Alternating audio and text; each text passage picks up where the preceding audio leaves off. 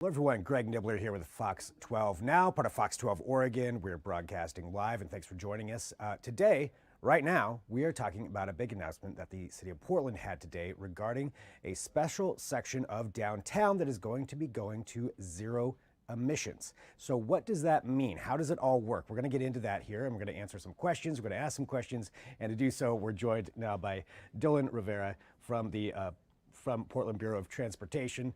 And Dylan, thanks so much for being here with us. I think, just to kind of start off for anybody who's unaware of what's kind of happened today, can you give us the backstory of what really is going on here with this special zone? Yeah, so thanks for having me. Today we welcome some special guests from the United States Department of Transportation to talk about a SMART grant that's going to give PBOT $2 million to do a demonstration project to see how we can move freight in a part of the downtown area with zero emissions, zero pollution, zero carbon emissions, and electric vehicles and bike-powered vehicles that can really improve safety, reduce pollution, and reduce carbon emissions. And so it's a really exciting program, and no one's done anything quite like this anywhere in the nation. So yeah, this is the first place, as you just mentioned right there, the first place in the nation that this has been tested out.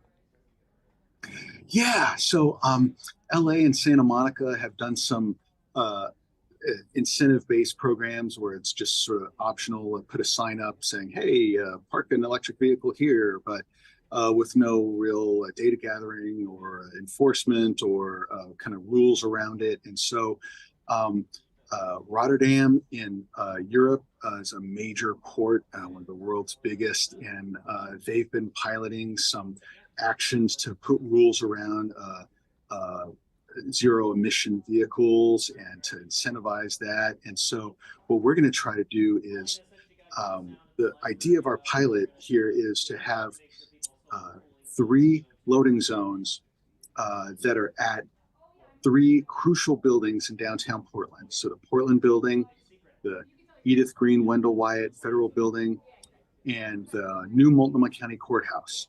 And so at those three loading zones, the idea is we would only allow loading and unloading with zero emission vehicles. So that means it could be an all-electric delivery truck, one of those step-through trucks where the driver has a full door open and they're standing up and they just hop out, make the delivery, come back in, sometimes called a box truck. The other option would be a hydrogen fuel-based zero-emission vehicle. And then the third option we think is likely is electric assist cargo bikes. So Beeline is the leading company for this locally, and you might see their yellow logo all over the downtown area as their couriers are using bikes with an electric assist to move freight deliveries throughout the downtown area. Now, we understand some shippers may not have all electric zero emission vehicles in their fleet so far. A good option for them is the incentives we're developing. The incentives will be for those shippers to take their trucks, could be diesel truck or gas powered truck, and deliver to Beeline's hub in the Central East Side. Then they'd unload there, and Beeline would take that shipment into multiple small bike cargo bike deliveries across a Hawthorne Bridge into downtown. And then that Beeline electric assist bike would come to one of these three zero emission loading zones and make the last mile delivery. So this has been talked about for more than a decade here in Portland, among logistics and freight industry experts. How do we make freight more sustainable? How do we make it cleaner and greener? Reduce emissions, reduce carbon emissions, reduce pollution, improve safety. And so in a constrained environment like downtown, you don't have a lot of room. And so, the hundreds of trucks that are coming into downtown to make deliveries are adding to traffic in a tight urban space. Can we take some of those trucks off the road and replace them with these electric assist cargo bikes that puts that freight in the bike lane and gets it out of the travel lane and frees up space for traffic and public transit and everyone? So it's a really exciting pilot program. The Biden administration included this in the bipartisan infrastructure law to allow cities to experiment with new creative ways to work with private industry to reduce carbon emissions, reduce pollution, and improve safety. And so we're really excited about what we're going to learn.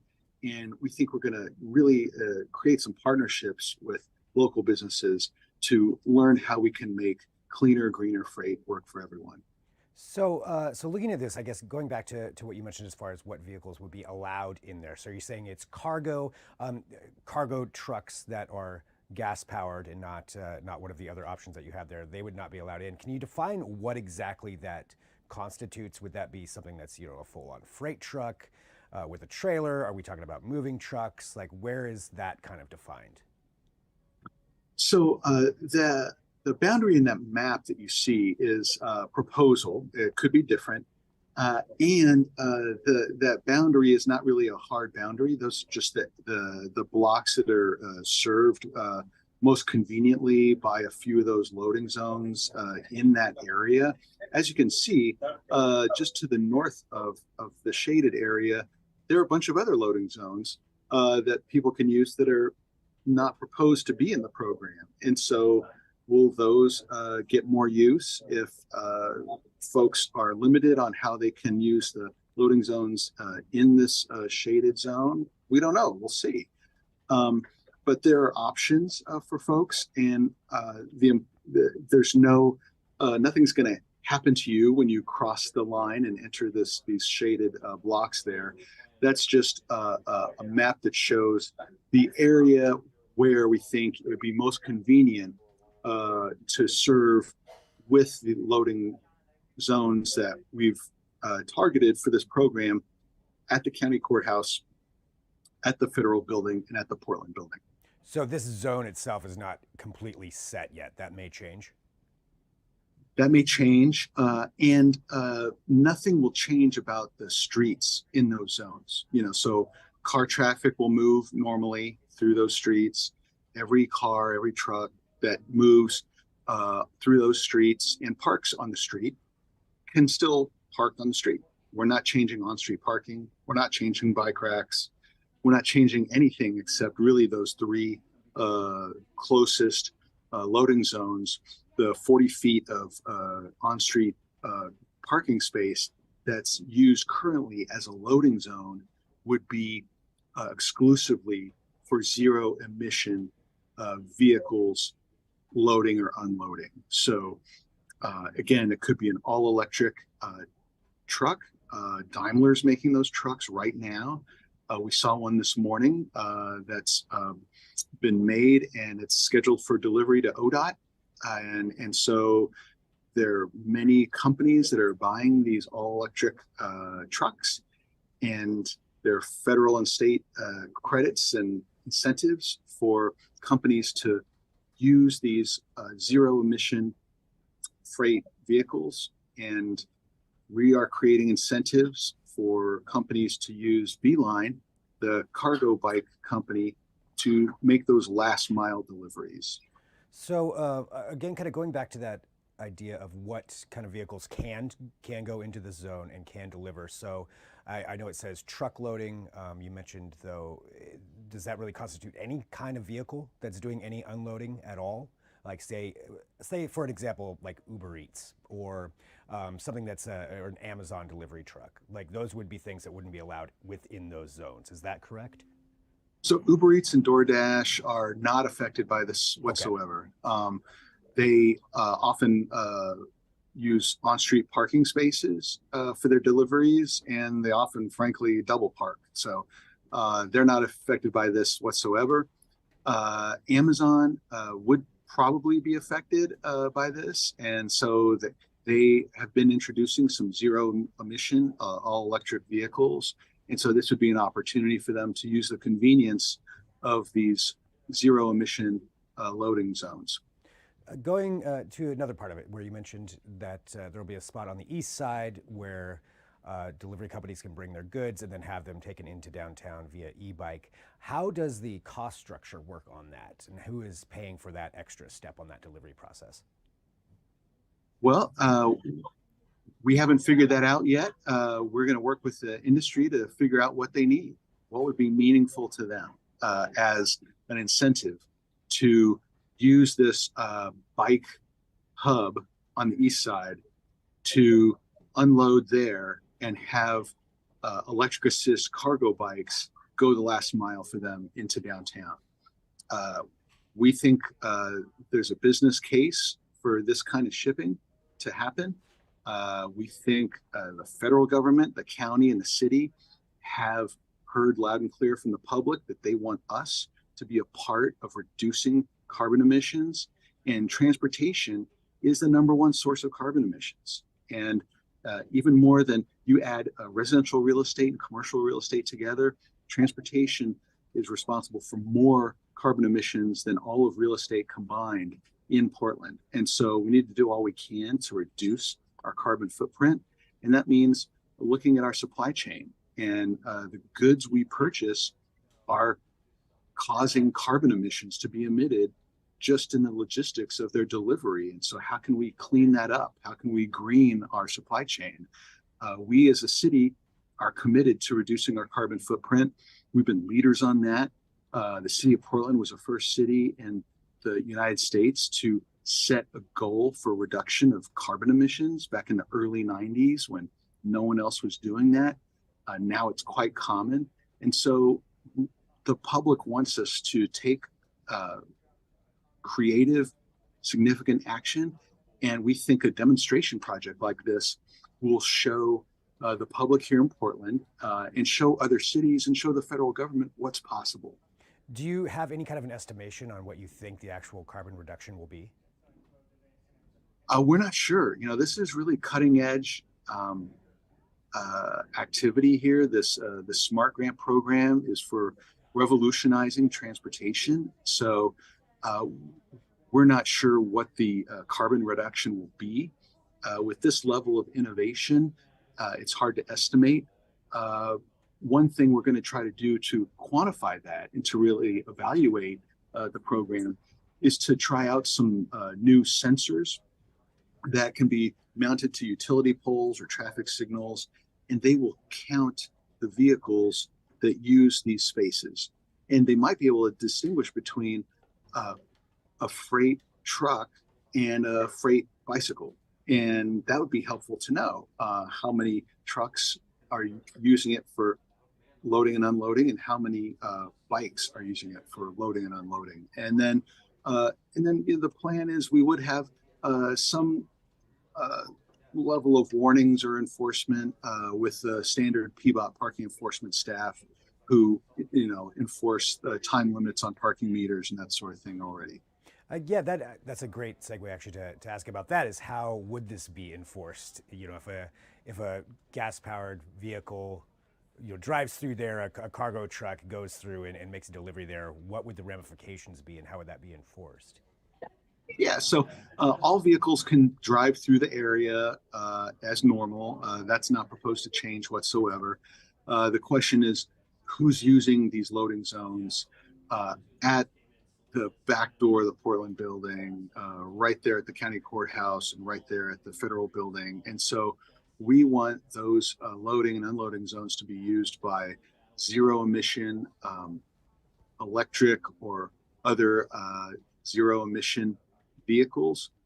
And we think the private sector will respond hopefully to some reasonable rules of the road to set some boundaries on what qualifies as a zero emission vehicle, and how do we make sure that everyone is playing by the same rules. And so we find important in these environmental innovations and transitions to new technologies to give everyone a level playing field and set some rules that everyone can understand, so they know what the cost will be if they try to use these areas without complying, without using a zero emission vehicle in that zone. And that cost hasn't been determined yet. Is that right? No, Okay. no. And what's the process for, I guess, getting this launched? You mentioned that the zone may change, so it sounds like the actual boundary of it isn't completely set in stone from what you were saying earlier. What's the timeline on instituting this zero emission delivery zone? Yeah, so we're hoping to go live with this in the first quarter of 2024. So early next year, be able to launch this and get it started. And so between now and then, we'll have opportunities for some input, some discussion, and figuring out what are the right rules that the freight industry needs for these zones to make sense, and what are the right incentives that they need to try to make a change such as this to supply chains to make that work as well.